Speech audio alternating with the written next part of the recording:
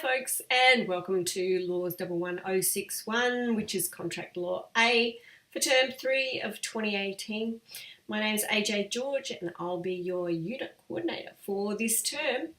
I thought I would post this introductory video just to pop by, say hi, introduce myself, tell you a little bit about the unit. I've been at CQU for nearly 2 years now. I originally did my undergraduate law degree at Bond University on the fabulous Gold Coast, where I still live. I then went and worked in some large law firms in Brisbane. Decided I didn't particularly love the practice life, so I ran off to London and did myself a master's degree in intellectual property over there, and came back and basically went into the academic life at UQ from about 2000 onwards. At that time I also did a PhD while I was working at UQ, and then I went to QUT for a while, and now I find myself at the lovely CQU with you guys. I've got 3 kids. Rolling lawyer style. Lawyer style. And I love contract law, and you'll be able to tell that fairly quickly, I guess, when you start doing the lectures with me. Let's get on to discussing a little bit about the unit and some administrative stuff, some assessment stuff, the things that you need to know. You should have already got yourselves organised a copy of this baby, which is the scintillatingly called Contract Law, 5th edition, so it's a 2018 edition. The authors are Wilmot, Christensen, Butler and Dixon. Okay, this is an essential piece of equipment for this term. Also this term you will be needing the companion casebook, which also is scintillatingly called Contract Law Casebook. Who'd have known? 3rd edition, this one, also 2018, but the authors are in a different order. Okay, Butler, Christensen, Dixon, Wilmot. And that one you will need to look at weekly. So I would suggest that you can buy them together in a value pack if you buy them together. So I would strongly recommend that. If not, and you're having trouble accessing the texts, I have organised for electronic books to be made available in the library, so have a hunt for those. If you're having trouble with that, let me know by email sooner rather than later. They are the books that you will need regularly. Anything else I will probably be putting up for you in terms of PDF resources on Moodle. Okay, so that brings me to the Moodle website, and here we are.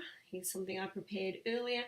The first 3 tabs are just the usual School of Business and Law material that you need to get across. But what I wanted to show you was the skills component that we need to cover off by the end of week 2. So you'll see we've got the readings for week 1, the readings for week 2, and we also have for weeks 1 and 2, which I've called our Contract Law O weeks. We need to get across this skills component as well.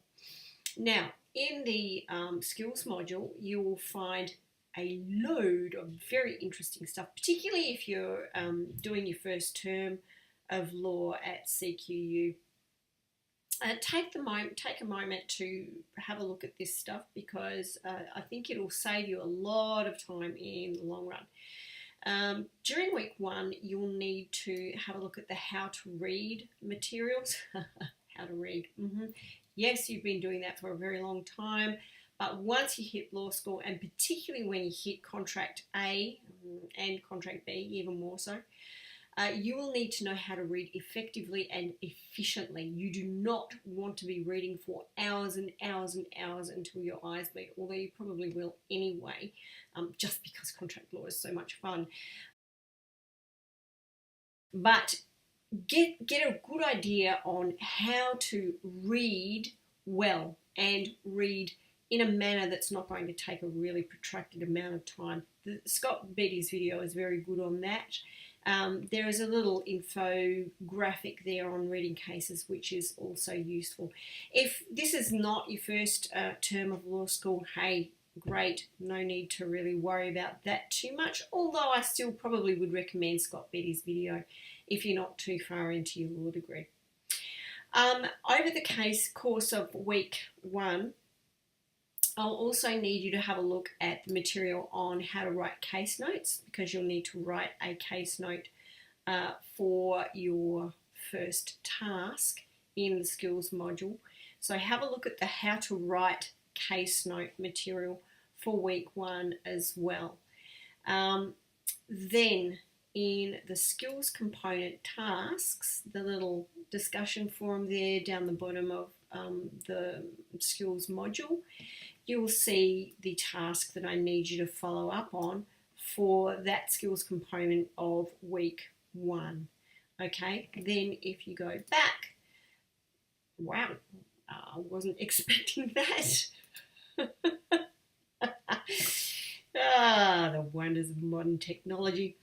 So then if you go back to your skills module for week 2, I will need you to cover off the rest of the material that's in that skills component there. So have a look at IRAC problem solving. It's a method that I'll be talking to you about probably ad nauseum for the rest of the term.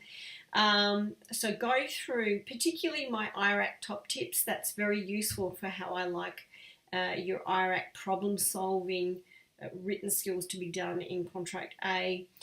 I'll put up a short introductory video on written problem solving in IRAC, so stay tuned for that one. And before you actually submit your first written assessment, which I'll talk about in just a minute in this introductory video, you'll need to make sure that you get across these 3 resources in the skills module that's up on Moodle. So have a look at the study guide on answering problems, and also look at the resources on Australian Guide to Legal Citation, because I am picky about that. You need to do it and do it well for your written assessments in this unit. So the only other thing that you'll need to get across for week 2 of the skills module is the GRAW reading. That will give you an introduction to the court hierarchy and the system of precedent, the doctrine of precedent. And there's also quite a good video, I think, by Scott Beatty on the whole notion of precedent. Helps you to think perhaps a little bit more critically about the doctrine of precedent. So that's your skills module that you'll need to get across for weeks 1 and 2, our contract law O weeks. Now, the other thing that I need to discuss with you about our contract law O weeks is that there's not only an emphasis on skills in weeks 1 and 2, but there is also an emphasis on networking and meeting new peeps. Okay, the crowd wants to see you shaking hands, right? Yeah. Which is super important, because it's really that supportive network that's going to help you get through the rest of your degree effectively. So to that end, and also because the folks in LAWS11067 Introduction to Law this term will be covering the same kinds of skills modules that we'll be doing in weeks 1 and 2 as well. So if you're enrolled in both, cool, because what you'll get to do is cover the similar kind of material in both intro and contract A, but you'll do it from slightly different angles. So the more that you discuss this skills-based stuff, the more comfortable you're going to start feeling with it more quickly.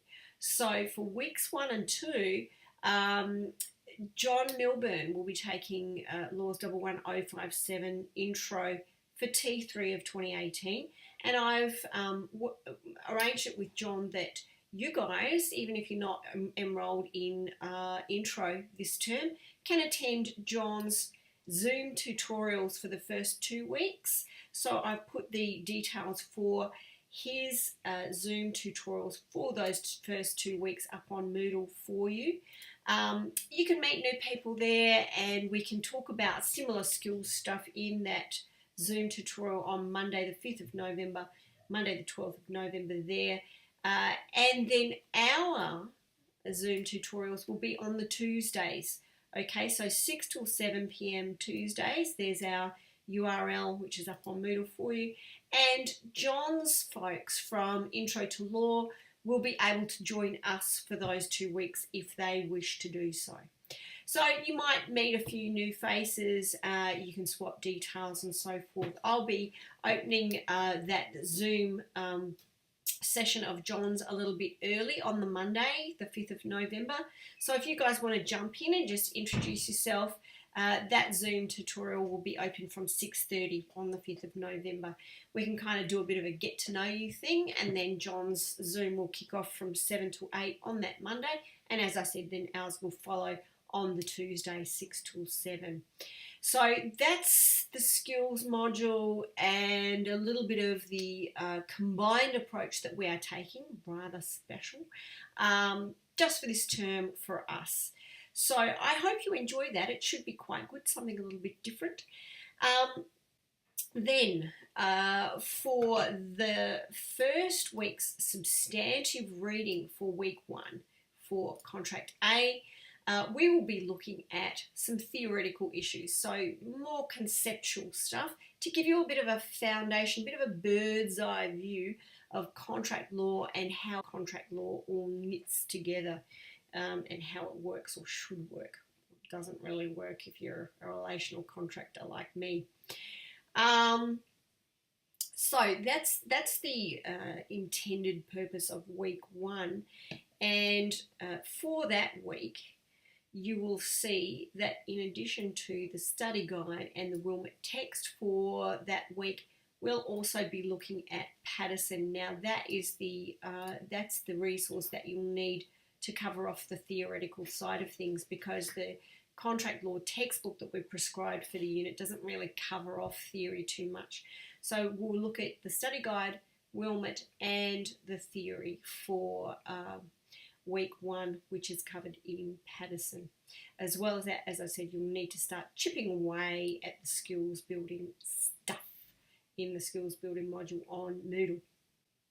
Now, for week 2, what we will be doing is intention to create legal relations, and that will be your first real kick-off into substantive law for contract law A.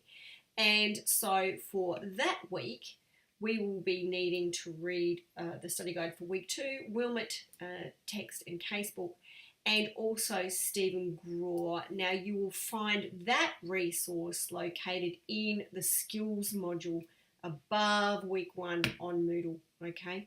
So that's how our O weeks will work for weeks 1 and 2 of contract law A this term.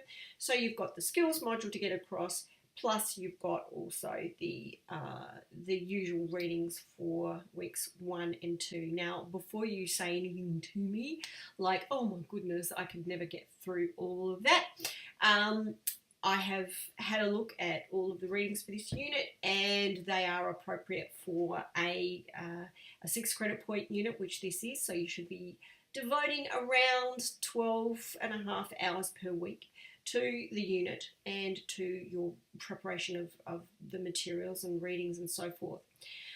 So both of the substantive readings for weeks 1 and week 2, so your theory work and your intention to create legal relations work, is fairly light.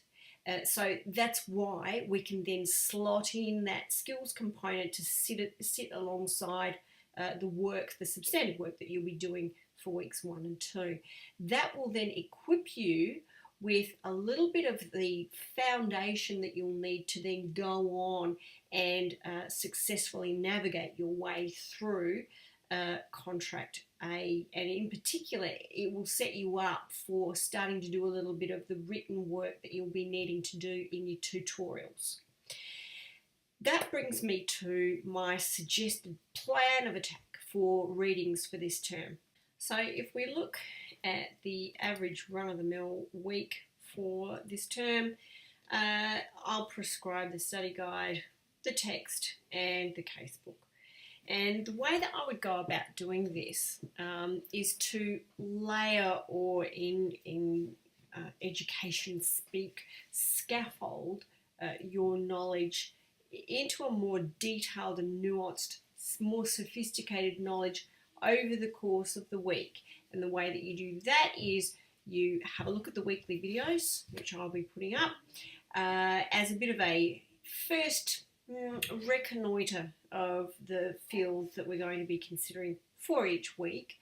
And then have a look at the study guide. Again, the study guide is not intended to be exhaustive by any means. And please, please, please, please, I'm sure that you get every single lecturer say to you, can I just read the study guide?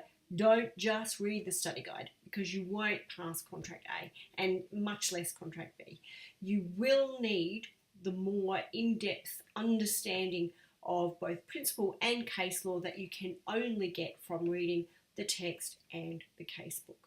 Okay, so use the study guide as a bit of a skim read, just to flesh out a little bit more your understanding that was commenced by watching the weekly video. Then you build on that by considering the principle, and this is where the textbook comes in. Okay, start making those linkages between bits and pieces that we've covered off in the video and the study guide.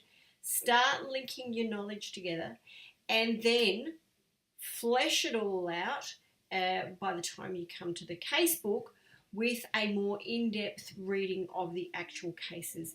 Nothing can replace case reading for Contract A. Let me say that again. Nothing can replace case reading for Contract A. Yes, folks, this is where your eyes truly do start to bleed. And I can tell you what, you'll love it, because the case law and contract law is awesome.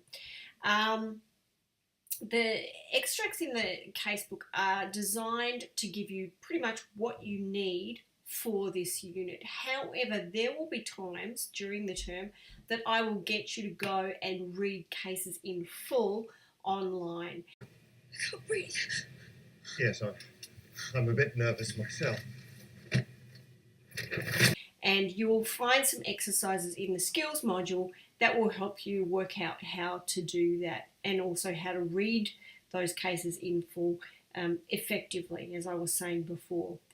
So that will help you scaffold your knowledge each week. Video first, then a skim read of the study guides. They are not designed to be exhaustive.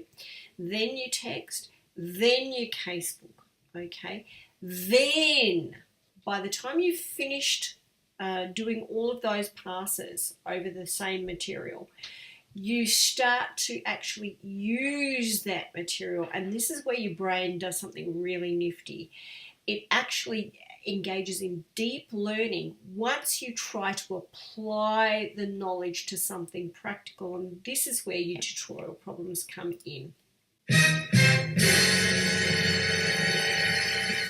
So each week we will have a little, most weeks anyway, we will have a little set of problem facts for you to consider, and then a few teaser questions from me as to the things that you need to start thinking about in order to use the information in the problem facts to marry it up with your knowledge that you've gained from reading the materials for that week. And then I will try and get you to write out an IRAC each week, and we will discuss that IRAC legal analysis that you've done each week in the Zoom tutorials. IRAC is just issues, rules, application, conclusion. It is your answer to the problem question that has been posed for you. Okay, so that is where you get to actually sit down, and I would actually encourage you to try and isolate, even if it's only half an hour each week. I would really encourage you to sit down, if you can, in exam conditions, get your trusty old school pen out and write an answer to the problem each week, because it will get your brain sorting out creating links, creating hierarchies, doing all of the things it needs to do for deep learning whilst you are answering your tutorial problem. Okay, and then of course you'll come to your tutorial each week excellently prepared and ready to dazzle me with your mastery of the topic for that week. I came here tonight to hear the crowd go boom, shake, shake, shake the room. So that is the way that I would suggest that you attack your readings each week for Contract A. As I said, about 12.5 hours per week you'll need prep time for this unit, and there's about 100 pages odd, give or take, for you to read, plus your tutorial work.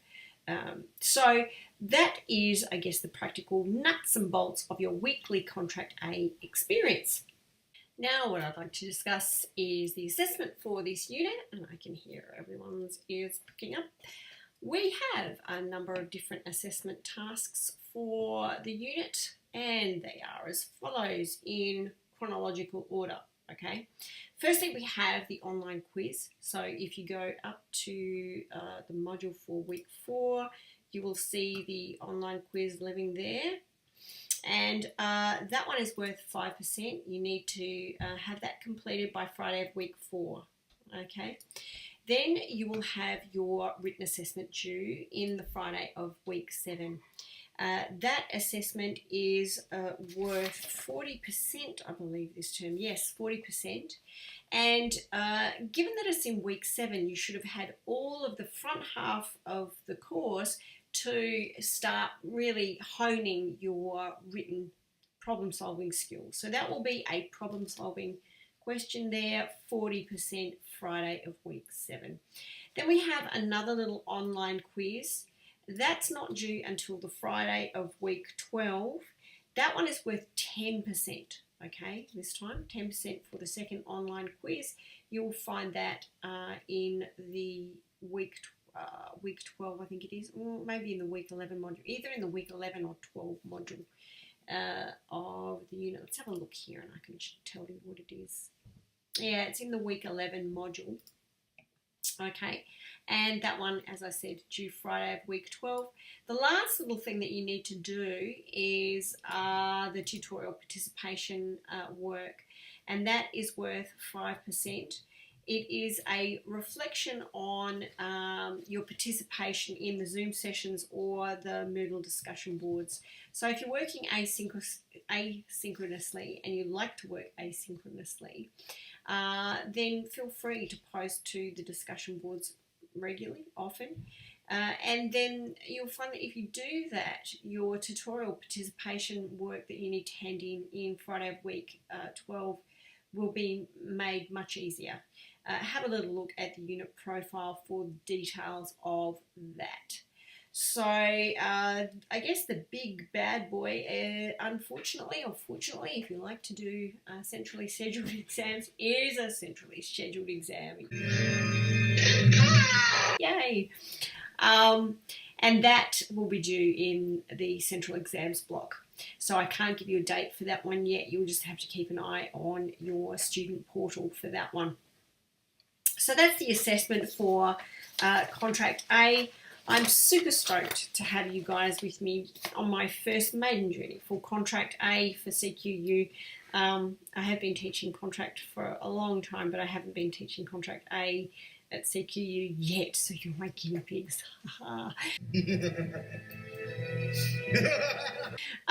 Anyway, I've got all my details up for you to contact me on Moodle. If you do wish to join our closed Facebook group, then all of the details for that are in the Week 1 study guide. Other than that, if you have any queries or questions, please just send me an email, send me a tweet, post on Facebook, post on Moodle, give me a call. But most of all, do stay in touch, because that feeling of community and connection will really help sustain you through this unit and hopefully the rest of your units for CQU, your law degree. So, without further ado, let's get into Contract Law A. Bye, guys.